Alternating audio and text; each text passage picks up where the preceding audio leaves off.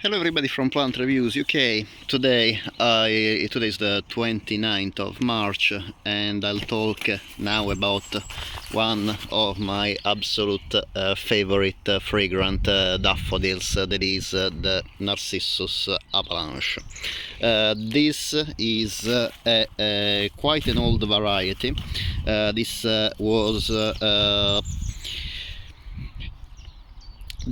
was the first time it flowered, it bloomed, was actually in 1906, even if it was registered only in 1955.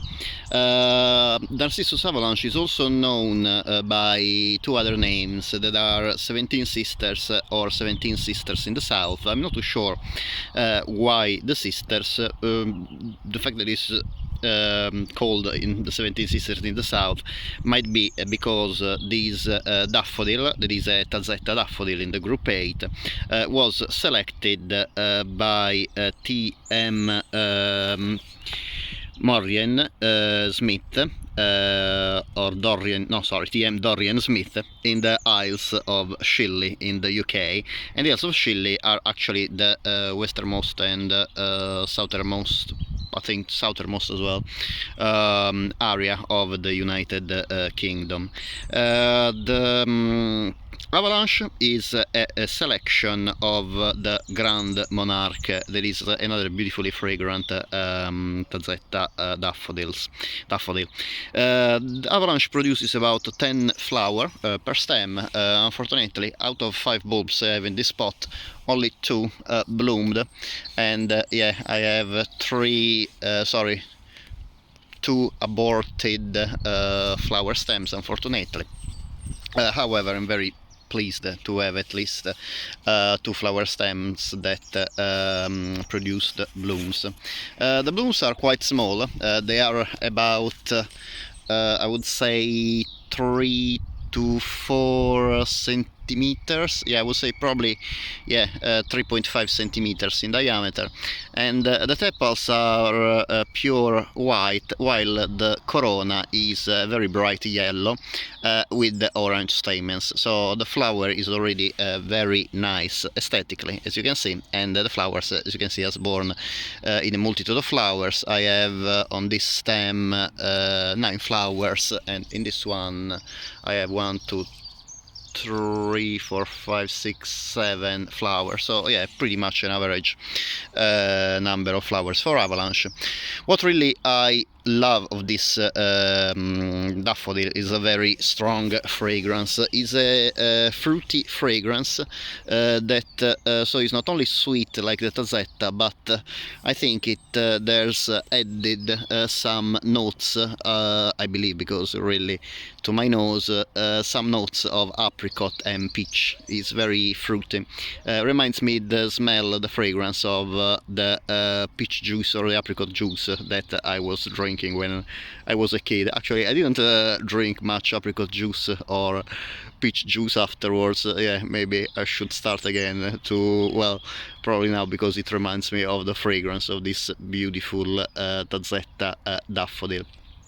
As usual for Tazetta daffodil, this is a bulb that need to be planted in autumn, between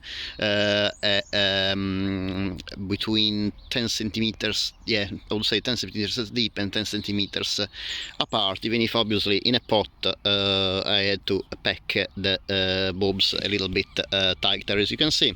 This usually is quite a tall daffodil. This can grow over 60 centimeters tall. However, in my pot, it grew only about 50 centimeters tall, probably because obviously in a pot there's less space for the roots to take up nutrients. And about the soil, as usual, the plant, this daffodil, like all the other daffodils I know of, needs very well drained soil, and ideal position is full sun or at the most partial shade. But really, I believe that in full sun daffodils grow best.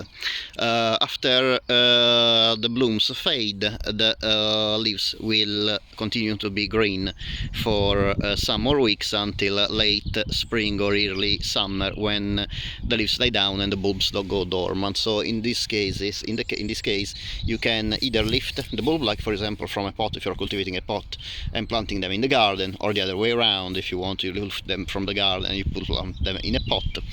Or you can divide as well, because narcissi tend to multiply in the following years.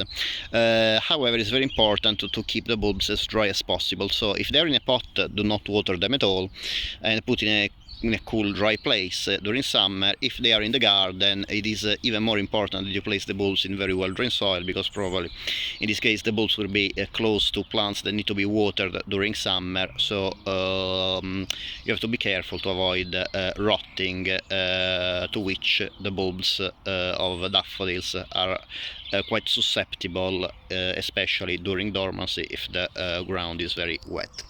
As usual, thank you very much for watching, and thank you very much to all of you who subscribed to my channel.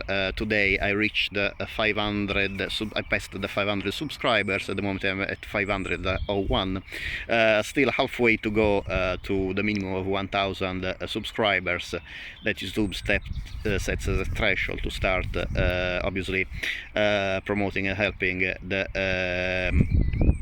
growth of the channel and obviously getting more knowledge on the platform and starting to pay for the commercials. However, I'm obviously very pleased to all of you that subscribe to my channel. I am glad that you like my plants and my videos. As usual, if you like this video and you are not a subscriber, would be great if you can please do so. It is completely free for you, and obviously you help me without obviously paying anything, just clicking on subscribe to promote my channel, because YouTube gets a knowledge of the people who like to see my videos and my plants, and then in turn helps promoting my channel on the YouTube platform. As usual, thank you very much for watching, and I hope to see you next time. Bye.